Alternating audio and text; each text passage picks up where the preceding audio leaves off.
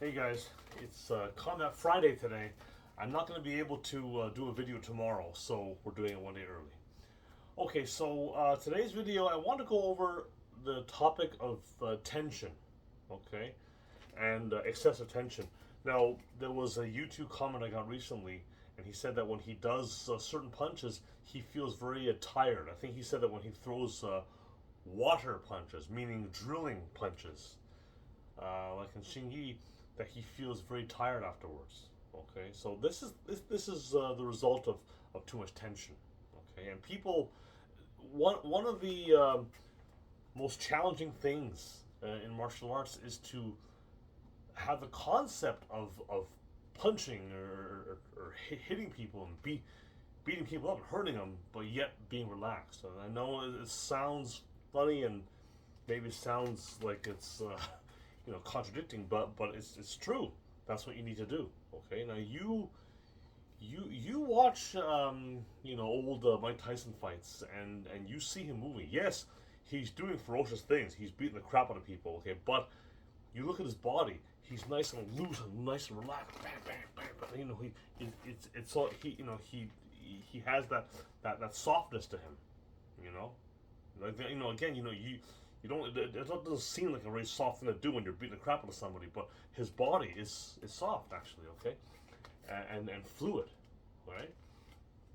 So, um, a lot of it comes from from that idea that misconception that you have to be tense in order to fight, okay, and a lot of people they cause unnecessary tension also. So one very common practice that people do, and I've heard it mentioned for years and years and years, is people will say that when you punch, you want to squeeze the grenade at the end. As the hand goes out, it goes out, squeeze. Okay, that is actually, I mean, if you're doing like air punching like that, you should never do that because what you're doing is that you are intentionally stopping your punch, okay, and you're creating unnecessary tension, okay. Now, when you're hitting something, when you're hitting a bag or focus mitt or something like that, the impact will make it close,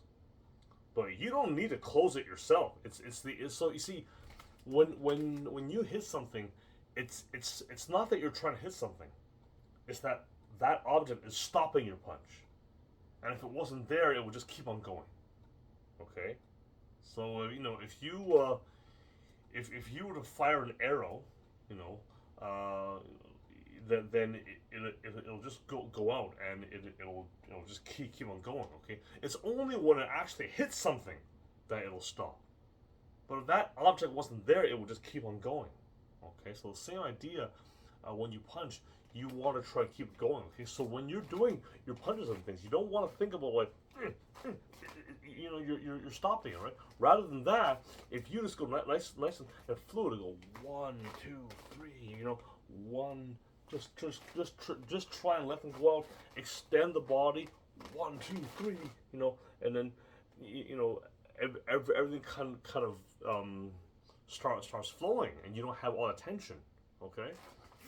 And so you want to try to train in that way. Okay, remember, it's the impact of the object which stops your punch. You're not trying to stop it by itself in the air. If there's not nothing there, it'll just keep on going. So when you're using that water punch as an example, I'm not doing this, right?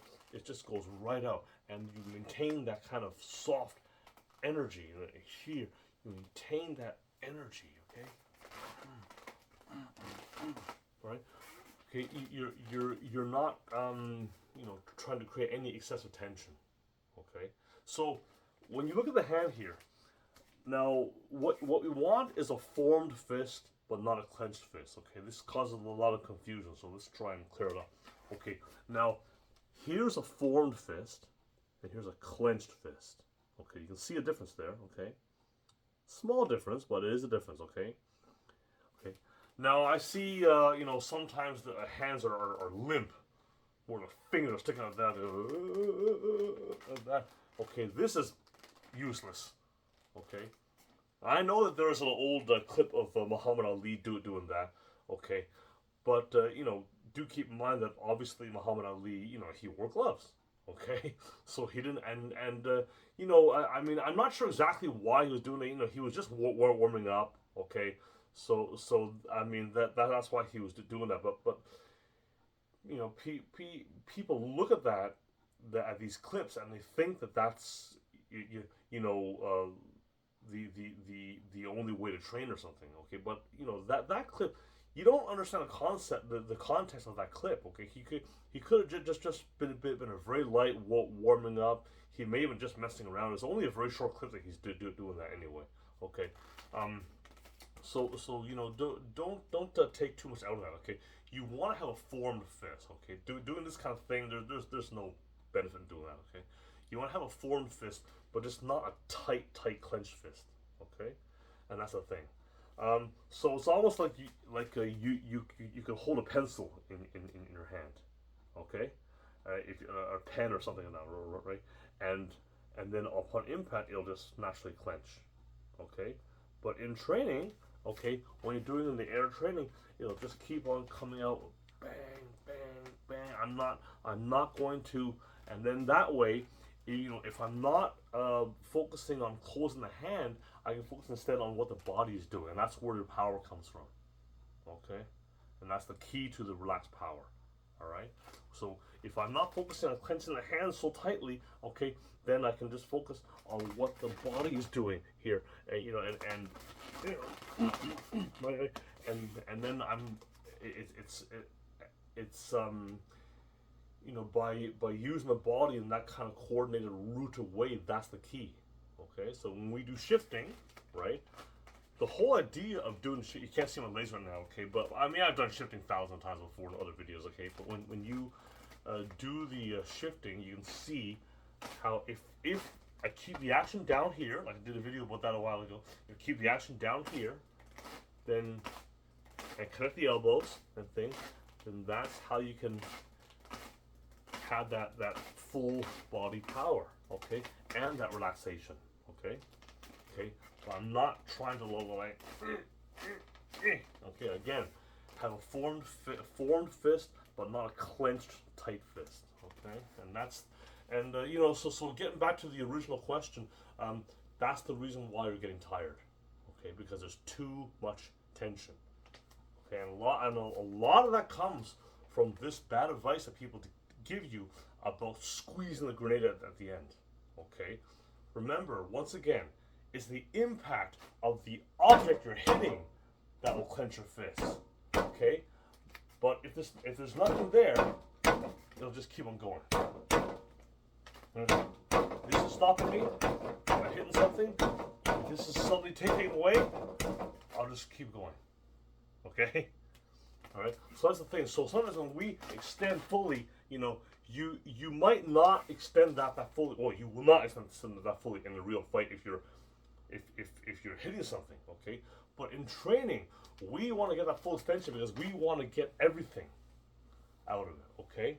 All right. It's just like when people sometimes say when you kick, for example, they say don't chamber because when you chamber, it's too slow and takes too much time and things like that. Yes, in real application, sure, okay. You want to make it as quick as possible, all right. But in training, you want to do that because you want to get the full range of motion. That way you're hitting all the muscles, you get all those energetics and things like that, and you're not missing anything. And that way, when you do it for real, you can scoop out certain movements. You can take this part of the movement or that part of the movement, okay? And, but if you only do this part of the movement, what if you need to do this part and you haven't done it, okay? So that's why you need to go through a full range of motion in training, okay? And you can do other drills when you do the more direct one, okay? That's very important, okay? And I gotta say, a lot of Wing Chun practitioners, I'm just gonna say it, okay?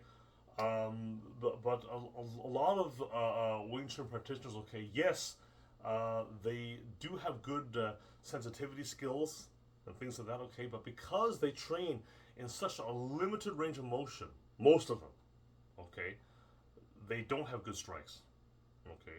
They just simply don't. Okay.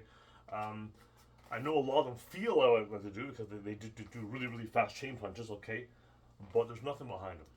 All right. Now, if you train the full range of motion, all right, in a relaxed way, and then you bring it down and you do that, then you're gonna have some juice there.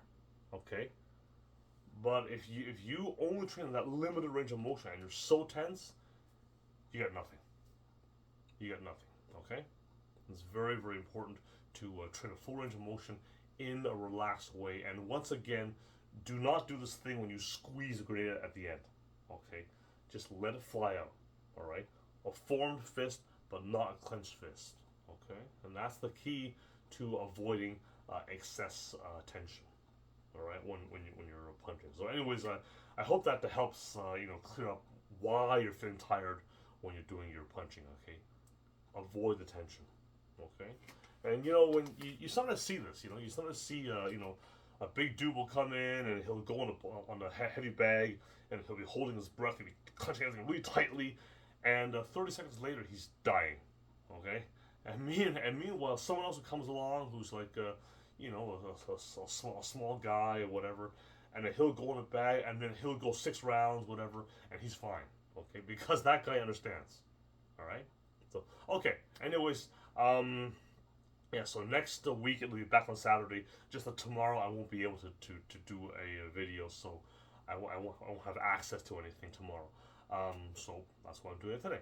Okay. All right. So enjoy the rest of your day here.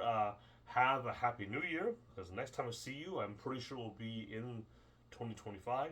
Okay. So have a happy New Year, and yeah, see you soon.